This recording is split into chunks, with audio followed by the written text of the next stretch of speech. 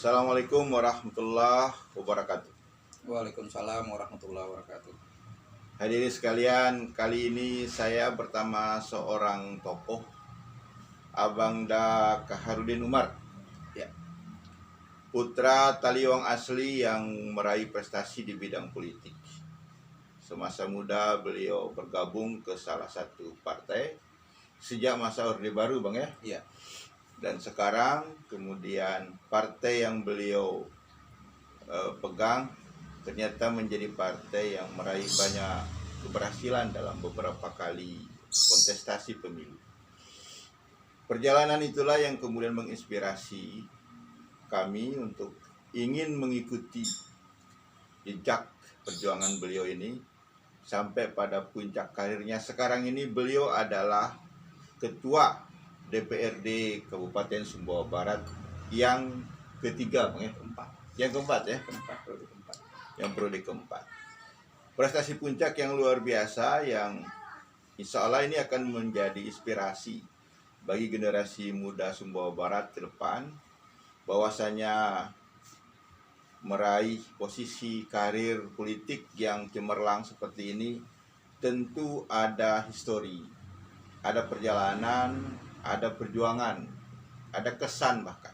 Oleh karenanya perbincangan kami sore ini dengan beliau adalah dalam rangka menghimpun beberapa perjalanan, cerita, dan lain-lain, termasuk mimpi besar beliau ke depan terhadap generasi muda Sumbawa Barat, bahkan tentang bagaimana eksistensi dan masa depan Kabupaten Sumbawa Barat. Assalamualaikum Bang Kahan. Waalaikumsalam warahmatullahi wabarakatuh. Sehat-sehat Bang? Alhamdulillah. Abang-abang makin muda ini. Wah, alhamdulillah. Katanya teman saya Iya. bahwa muda itu tergantung amal dan perbuatan. Tergantung amal dan perbuatan. Tergantung amal dan perbuatan. Tetapi muda juga adalah jiwa gitu ya. Insya Allah. Jiwa banteng nih. Prinsipnya bahwa hidup ini harus bisa bermanfaat untuk orang lain. Ya, itu prinsip saya dalam hidup. Oke. Abang Da, kami memantorkan jejak perjalanan abang sejak muda sampai dengan sekarang ini. Iya. Sehingga meraih prestasi puncak selaku pimpinan dewan, ya. Nah, kebetulan partai yang abang pilih sebagai media perjuangan itu adalah Partai Demokrasi Indonesia. Sebelum menjadi PDIP kan? Iya. Nah, barangkali abang bisa cerita nih bagaimana perkenalan atau persentuhan abang dulu dengan PDI sampai kemudian di PDIP untuk masuk ke legislatif. Baik, terima kasih Bung Ais. Saya. Assalamualaikum warahmatullahi wabarakatuh. Waalaikumsalam warahmatullahi wabarakatuh. Yang pertama, sebelum saya berangkat ke Mataram tahun 77 untuk masuk atau sekolah ke Mataram, yaitu STM, saya mulai terjun kampanye tahun 77 lewat PDI pada saat itu. Kemudian begitu tamat sekolah tahun 80, orang tua saya memberikan satu amanah bahwa beliau bilang, kalau kamu anak ingin masuk ke partai, jangan sekali-kali tinggalkan PDI Perjuangan. Iya. Nah, itu saat itu masih Partai Demokrasi Indonesia. Partai Demokrasi Indonesia. Iya. Jangan sekali-kali kamu tinggalkan Partai Demokrasi Indonesia, atau orang tua selalu mengatakan jangan tinggalkan PNI itu. Iya. Jangan tinggalkan PNI. Setelah tahun 77 saya kelas 1 STM, itu saya mulai ikut kampanye di Mataram, di rumah Pak Gede Swaka.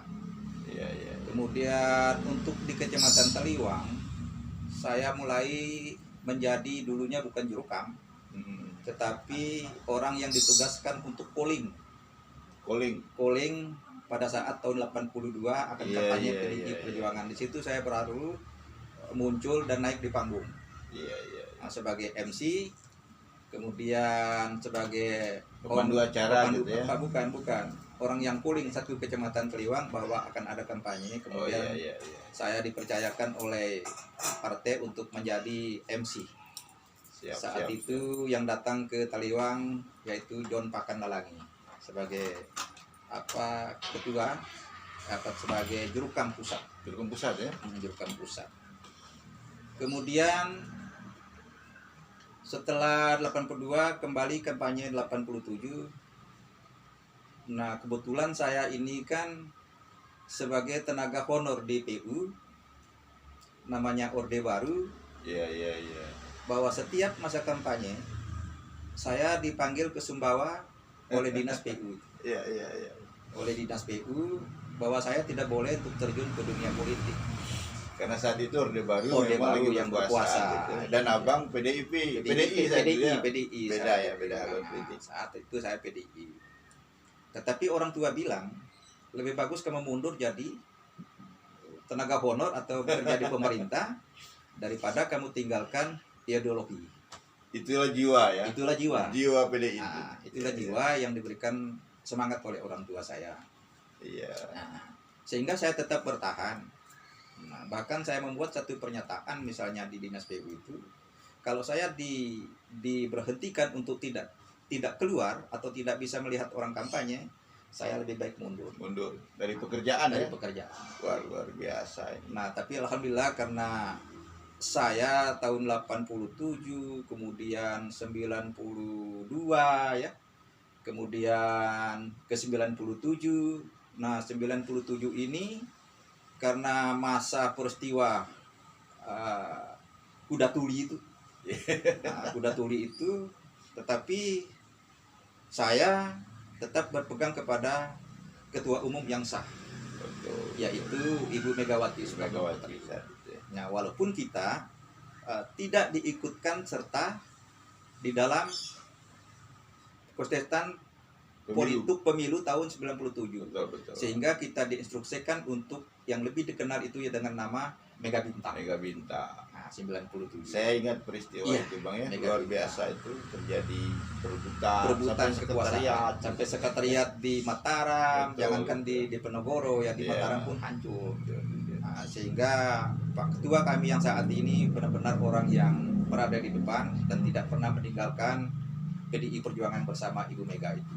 Sehingga Pak Ketua saya yang terhormat itu Pak Rahmat Hidayat menjadi anak emasnya. Karena satu-satunya putra NTB yang tetap bertahan, konsisten bertahan dengan Mega Bintang itu. Dengan Mega Bintang dan mendukung Ibu Mega. Mendukung Ibu Mega. Nah, sebelum ke sana Bang, saya pernah menyaksikan dulu saya masih kecil. Ya. Guru Soekarno Putra pernah datang ke Taliwang. Iya. Dalam rangka apa itu? Dalam rangka silaturahmi itu untuk pemilihan tahun 82.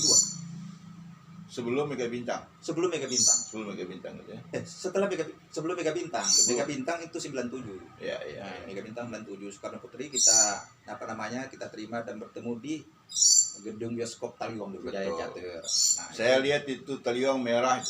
Iya, hanya Sampir, Menala. Iya. Itu basisnya PDI Perjuangan, Sampir dan Menala. Kemudian kalau dulu masih Barang Enek menjadi wilayah Kecamatan Taliwang, itu Kalimantan. Iya. Masih ingat Bang tokoh-tokoh senior PDI dulu yang ikut memberi warna selain Ayahanda Umar? Iya. Yang pertama Opa Sapu. Itu sebagai orang tua kita. Iya. Setelah beliau meninggal kan masih diberikan kepercayaan kepada Pak Denani. Oh, Denani saya. Nah, kemudian masih sampai dengan tahun 2009 sampai dengan tahun 99 masih Denani. Nah, saya tahun 99 sudah menjadi calon. Tahun 99. Waktu itu masih gabung dengan sudah menjadi PDI Perjuangan. Iya. Masih gabung di Sumbawa. Di Sumbawa, iya. Karena di sana nomor urut, akhirnya saya iya. belum mendapatkan satu kepercayaan atau takdir oleh Allah Subhanahu wa taala. Iya. Sehingga karena konsekuensi kita tetap berprinsip kepada ideologi dan prinsip kita bahwa satu kali layar tancap, pantang surut ke belakang. Untuk ke belakang. Nah, itu yang kita pegang. Sehingga pada saat itu saya masih ingat orang tua saya, jangan kamu ribut di partai. Kalau dulu kan ada Bung Yames. Iya. Banyak masa saya yang coba akan ke Sumbawa untuk memperjuangkan saya pada saat 99 karena saya tertinggi suara. Betul. Tetapi orang tua bilang, jangan kamu merusak partai jangan kamu ribut di partai. Niat kamu itu perbesarkan partai. Satu saat kamu akan mendapatkan hasil. Maka pada pemilu berikutnya, ketika KSB terbentuk, abang ikut pemilu saya ikut pemilu lagi. Iya. Nah, begitu saya dipercaya oleh partai, saya dipasang di dapil 1, dapil 2 Taliwang. Nah, dapil 2 Taliwang, alhamdulillah masyarakat memberikan kepercayaan mulai pada tahun 2004. Ya, hadirin sekalian, pada saat itulah beliau Bangda Kaharudin Umar ini menginjakkan kaki di Lembaga Legislatif Kabupaten Sumbawa Barat sebagai anggota DPRD dari Partai PDI Perjuangan hingga sekarang ini. Nah, dalam masa periode pertama itu, Bang, bagaimana kiprah PDI? Karena untuk mencapai periode yang keempat sekarang ini kan startnya kan dari situ, Bang, eksistensi PDI Perjuangan kayak itu. Yang paling berat saya rasakan ketika Pesta Demokrasi tahun 2004. Iya, karena partai ini masih ada dua kubu. Betul. Masih ada rasa kubunya Suryadi. Iya. Gitu ya. Setelah itu kan ada pemilihan ketua umum saat itu. Jadi ada kelompok-kelompok, sehingga disitulah kesulitan dan berat saya berjuang ketika tahun 2004 setelah Kabupaten Sumbawa Barat terbentuk. Dengan angka yang kita raih hanya sedikit sekali, 1.500. Berapa kursi saat itu? Kursi kita raih 2 ya. Nah, dapil 2 ini 1, saya sendiri, dan dapil 1-nya Pak Yusuf Mola. Iya. Tetapi setelah pemilihan tahun 2009 itu tidak jauh beda dengan perjuangan tahun 2004. Karena bagi saya bahwa ketika kita menjadi anggota DPRD, jangan lupa bahwa di situ ada hak dan rezeki orang. Di situ masalahnya. Di situ masalahnya, Pak. Iya. Di situ masalahnya yang paling berat. Agak berat tantangannya saya. Iya, di situ.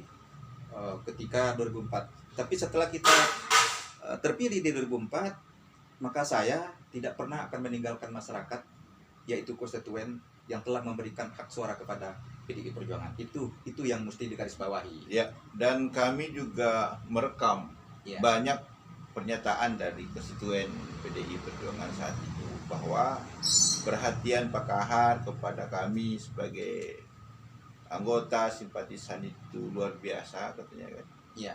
Entah itu warga dalam situasi sulit, sakit selalu bertumpu kepada anggota dewan yang terhormat gitu kan. Benar. Dan saya lihat memang beberapa partai juga melakukan hal yang sama, tetapi konstituen di basis PDI itu lebih menonjol silaturahmi antara wakilnya dengan konstituen itu. Hingga dalam beberapa kegiatan-kegiatan kami lihat ada dinamika.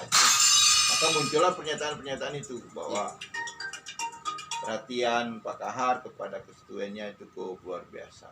Alhamdulillah sampai saat ini bahwa kita tidak boleh lupa bahwa DPD Perjuangan itu dengan semua yang menangis bersama rakyat. Menangis bersama rakyat.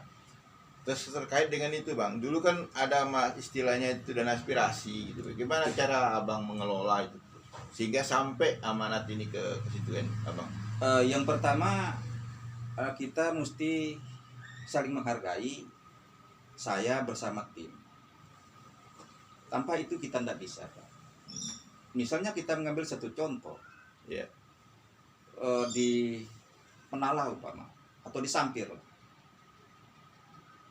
saya tentu tidak bisa akan menghafal satu persatu konstituen kita ini. Tetapi mereka kencang betul datang. Tetapi yang kita percaya betul, gitu kita serahkan penuh kepada tim tentang aspirasi ini, bahwa sebelum kami bahas anggaran, terutama bagi saya, semua tim itu saya kumpul. Semua tim saya kumpul, apa yang menjadi harapan konstituen. Nah itu sistem saya bangun dengan harapan yang disampaikan kepada tim. Itulah yang harus saya perjuangkan di dalam pembahasan melalui pokok-pokok pikiran anggota DPRD. Oke, karena cara Abang mengelola sumber daya partai seperti itu, mengelola konstituen dengan cara seperti itu, kepercayaan kan semakin bertambah, meningkat. Jelas. Dalam pemilu terakhir ini kembali PDI masuk meraih kursi. Tahun kemarin berapa kursi Bang? Kita target kemarin 3 kursi, kemudian target 5. Alhamdulillah kan menjadi 5. Menjadi 5. Nah inilah prestasi tertinggi yang diraih oleh PDI, yang kemudian karena prestasi itu Abang dipercayakan lagi menjadi pimpinan DPRD Kabupaten Sumbawa Barat periode yang keempat. Nah, gimana rasa hati nih? Apakah merasa punya tanggung jawab besar atau punya tantangan gitu? Bagi saya tantangan itu tidak ada. Tetapi yang paling berat saya rasakan tentang tugas dan tanggung jawab. Tugas dan tanggung jawab. Baik terhadap konstituen maupun terhadap lembaga dan eksekutif. Iya. Karena ketika saya menjadi anggota, kegiatan kita sangat tergantung dari undangan sekretariat. Betul. Tetapi setelah saya memegang pucuk pimpinan sebagai ketua DPRD, mau tidak mau saya harus setiap hari menyesuaikan waktu, sibukan dan lain-lain itu. Baik di kantor maupun kegiatan pemerintah harus saya ikuti. Nah, disitulah berat bagi saya sebagai ketua DPRD. Tetapi kalau misalnya dengan masyarakat tidak pernah akan berubah.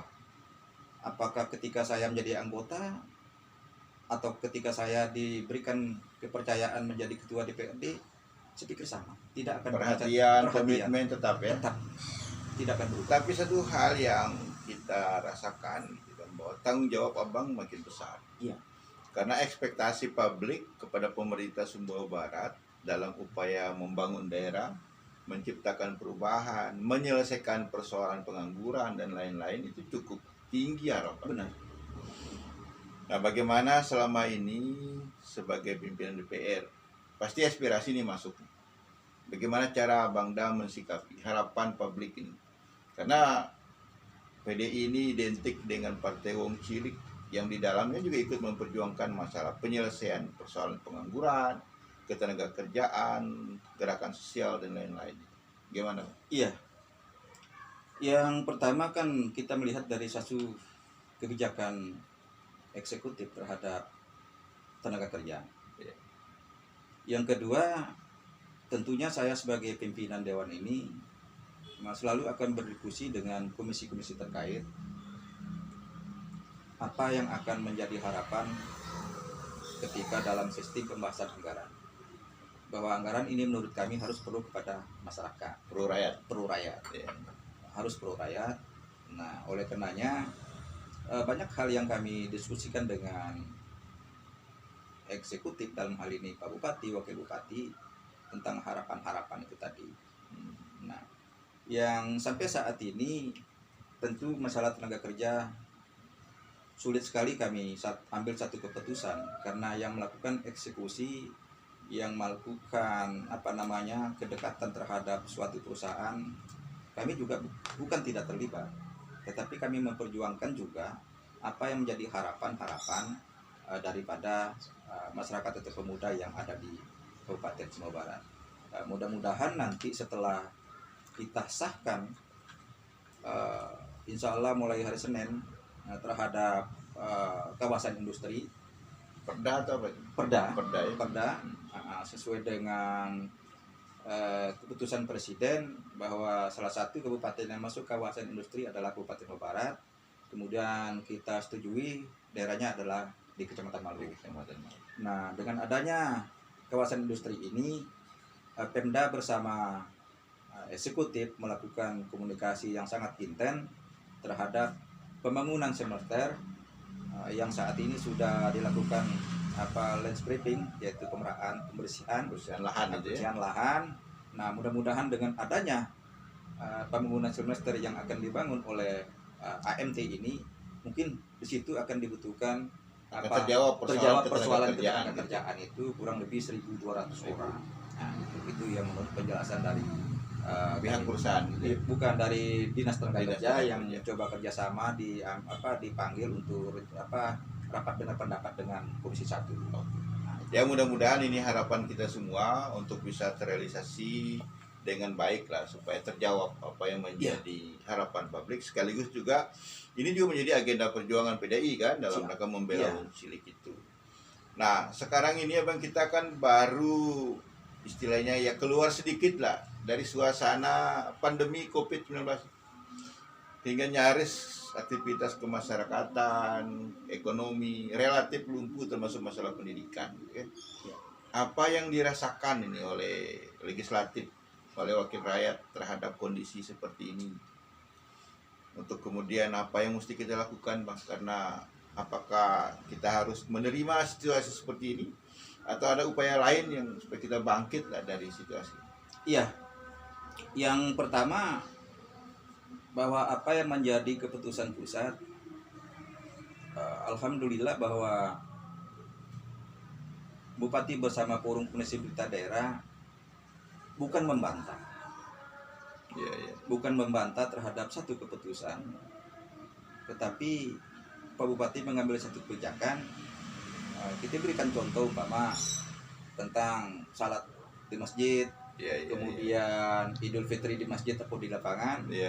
Bukan Bupati ini menyanggah, tetapi dalam satu komunikasi yang baik, ketika atasan mengeluarkan satu kebijakan, bahwa kita harus mengikuti sinergi yang kita bangun. Kalau Bupati salah, maka semua kita salah. Jadi apapun yang menjadi kebijakan, maka itu tanggung jawab kita bersama. Itu satu. Yang kedua, masalah penanganan COVID. Setelah keluar Kepmenq nomor 36 itu tentang reposising anggaran, kami menyetujui sesuai dengan permintaan pusat, yaitu kami setujui untuk dana COVID-19 40 miliar. Besar banget. Besar, 40 miliar. Kemudian 9, sekian miliar itu untuk kegunaannya baik di ASIPA, kemudian di KES, BPBD, dan Dinas Sosial. Sisanya kurang lebih 30-an miliar itu adalah untuk JPS. Nah, untuk membackup ekonomi masyarakat kita selama masa COVID-19 ini. Nah, yang sangat luar biasa dari pemerintah Kabupaten Papua Barat, dalam hal ini Pak Bupati ini, bahwa dengan dana COVID 40 miliar, yaitu sisa dari 30 itu, memberikan subsidi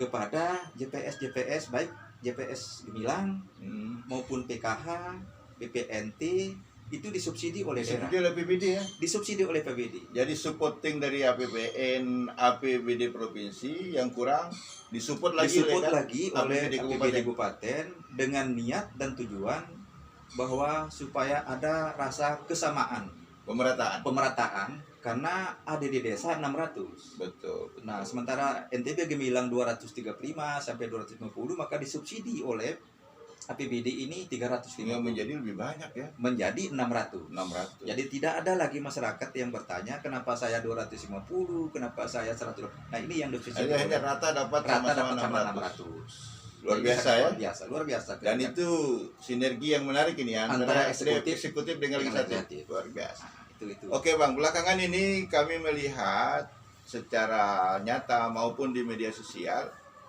kegiatan PDI di mana-mana ada merah-merah kumpul, entah di jalan, saya lihat di kantor, di pantai, gitu kan. Itu kegiatan dalam rangka apa?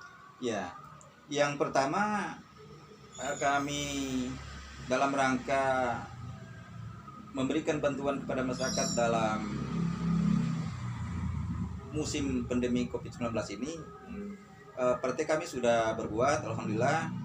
Yang pertama kami membagikan masker. Kemudian kami membagikan sanitizer.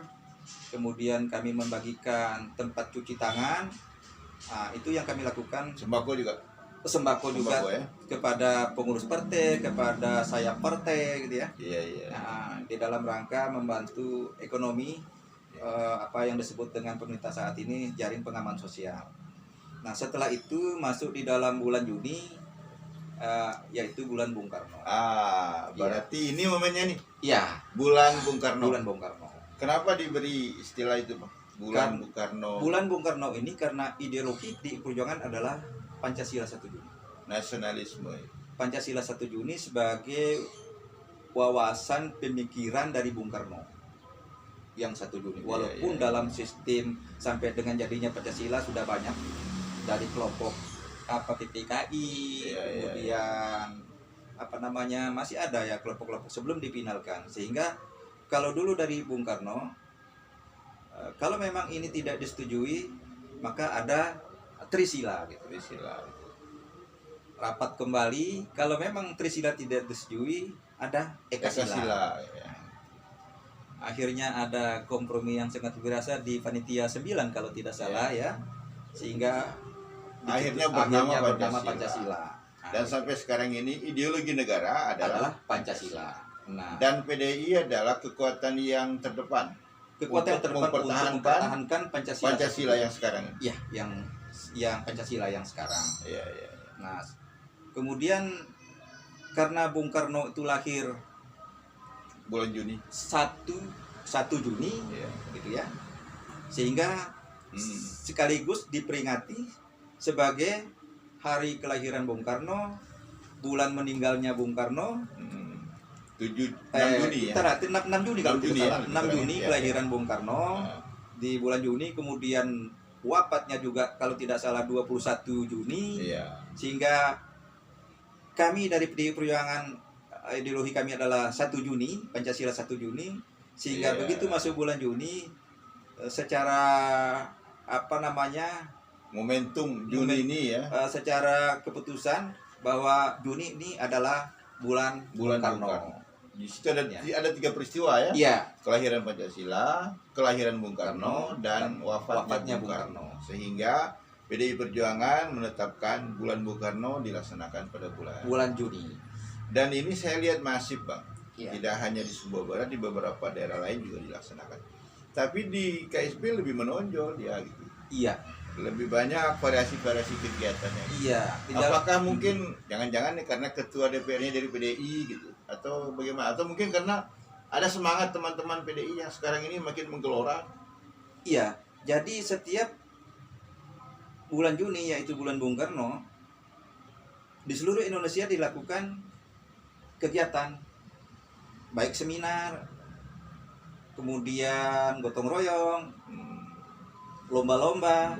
Jadi bukan saja di Kabupaten Sumbawa Barat, tetapi secara nasionalnya diperingati untuk itu, karena ini adalah perintah partai dalam rangka bulan Bung Karno itu. Nah, di Kabupaten Sumbawa Barat kami sudah melakukan kegiatan bakti sosial, membersihkan pantai pariwisata Balan. Iya. Nah, mungkin itu sudah naik di berita dan segala macam. Dan yang kedua, dalam rangka memperingati wafatnya beliau, insya Allah kami tanggal 21 doa bersama. Ntar lagi nih, Bang. Iya, besok malam ya. Tanggal 21 kami doa bersama di sekretariat. Insya Allah akan dihadiri oleh Wakil Ketua Bidang Pemenangan Pemilu Provinsi Nusa Tenggara Barat, yaitu Pak Musafirin ya. Bupati Sumbawa Barat. Ya, insya Allah besok malam.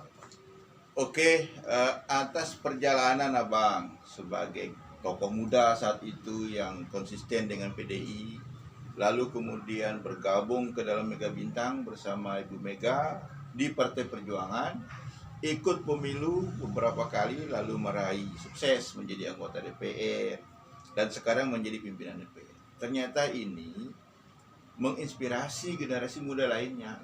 Iya, benar. Mereka nampaknya ingin melihat atau mengikuti jejak Abang, jejak keberhasilan ini. Oleh karenanya melalui kesempatan ini, karena generasi muda ini adalah anak Abang juga nih, Iya. warga Sumbawa Barat. Apa yang Abang ingin sampaikan nih kepada teman-teman muda kita? Iya. Pesan atau harapan? Yang pertama, ketika kita masuk ke partai politik, maka kita membantu pemerintah. Iya. Yang memberikan suara yang sah bahwa kita bernegara. Itu satu. Yang kedua, bahwa kita masuk di partai politik, jangan ada harapan bahwa apa yang diberikan kita oleh partai, tetapi mestinya kita berpikir apa yang harus kita berikan kepada partai. Iya. Yang ketiga, bahwa kita berpartai ini semua sama, tetapi di dalam hidup ini harus ada prinsip.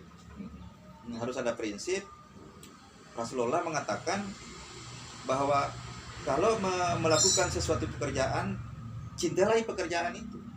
Totalitas. Tidak boleh kita ragu. Iya. Atau kita mencari pekerjaan satu 2, 3 tidak boleh. Nggak boleh itu. Bukan masalah pindahnya, kita pegang 2 pekerjaan saja. Yang tidak kita cintai tidak akan berhasil. Betul. Maka cintailah pekerjaan yang Eko cintai. Konsisten dengan sikap dan pilihan gitu ya. Nah, itu. Misalnya seperti saya dari tahun 77 Pak. Saya mempersekankan partai, memperjuangkan partai, tapi amanat orang tua, perbesarkan partai itu. Suatu saat kamu akan melihat sendiri. Dan sekarang terbukti ya. Terbukti 2004. Oke, terbukti 2004 kemudian sampai dengan sekarang dan menjadi pimpinan DPR. Nah, selaku pimpinan DPR. Pimpinan DPR ini adalah bapaknya rakyat. Bapaknya rakyat. Nah, di lingkungan kita di mana-mana rakyat Sumbawa Barat itu barangkali perlu disapa, diberikan pesan, dibangun semangatnya, karena kita masih dalam situasi seperti ini dan kita ingin bangun ke depan Sumbawa Barat menjadi lebih baik. Nah, selaku bapaknya rakyat Sumbawa Barat, apa pesan Abang kepada konstituen, kepada masyarakat Sumbawa Barat? Iya. Baik kepada seluruh warga masyarakat yang saya cintai, bahwasanya saat ini kita masih dalam situasi pandemi COVID-19. Oleh karenanya kita tidak boleh takut. Tidak boleh takut. Bahwa dengan ketakutan itu maka imun kita akan turun. Oleh karenanya selalu menjaga tentang protokoler kesehatan kita, yaitu kalau keluar memakai masker, kemudian rajin cuci tangan pakai sabun, kemudian jaga jarak atau jangan pergi ke tempat berkerumunan. Dan alhamdulillah saat ini pemerintah dalam hal ini dari keputusan Menteri Kesehatan sudah dilakukan new normal. Dengan tatanan baru kehidupan baru yang lebih baik. Nah, ini akan mencoba kita akan keluar. Kalau ini dibiarkan terus tentang situasi ini tanpa ada pemerintah melakukan hal-hal yang baru seperti new normal, maka ekonomi kita ya, betul. anak-anak didik kita gitu ya, tidak mungkin akan seperti ini seterusnya. Oleh karenanya dengan adanya new normal, Polda Nusa Tenggara Barat mengambil inisiatif melakukan launching Kampung Sehat. Yang kemarin itu. Kemarin itu. Bagus. Nah, ini dilomba. Ini tujuannya bagaimana supaya masyarakat itu disiplin. Karena untuk menyembuhkan COVID-19 ini tidak ada vaksinnya. Betul. Yang menjadi vaksin itu adalah kedisiplinan masyarakat. Perilaku hidup sehat. Nah, ini yang perlu kita sampaikan kepada warga masyarakat Kabupaten Barat yang saya cintai. Mari kita jaga kesehatan ya, kemudian pakai masker setiap keluar, cuci tangan pakai sabun gitu ya. Alhamdulillah bahwa di kabupaten kita ini adalah sebuah kabupaten boleh dikatakan kabupaten yang kantong ya. Artinya tidak kabupaten yang dilintasi oleh beberapa kabupaten. Betul. Nah, disitulah kebijakan Bupati mengambil satu keputusan, salat di masjid, kemudian id di lapangan. Karena ada keyakinan bahwa orang itu saja yang ada di situ. Betul. Tidak ada pendatang. Dan situasi terkendali. Nah, oleh karena itu, alhamdulillah, insya Allah mudah-mudahan lagi 1-2 minggu ini Kabupaten Barat akan masuk zona hijau. Zona hijau. Kira-kira demikian. Oke, terima kasih ya Bang Da. Hadirin sekalian, demikianlah bincang-bincang dan wawancara kami dengan Ketua DPRD Kabupaten Sumbawa Barat, Bapak Kaharudin Umar. Prestasi beliau di politik luar biasa menginspirasi, dan sampai hari ini beliau masih berkomitmen untuk tetap bersama rakyat, tetap berjuang dengan wong cilik, tetap menjadi bagian tidak terpisah dari upaya menciptakan perubahan dan pembangunan bagi masyarakat dan masa depan Kabupaten Sumbawa Barat. Semoga bermanfaat. Terima kasih. Assalamualaikum warahmatullahi wabarakatuh. Waalaikumsalam.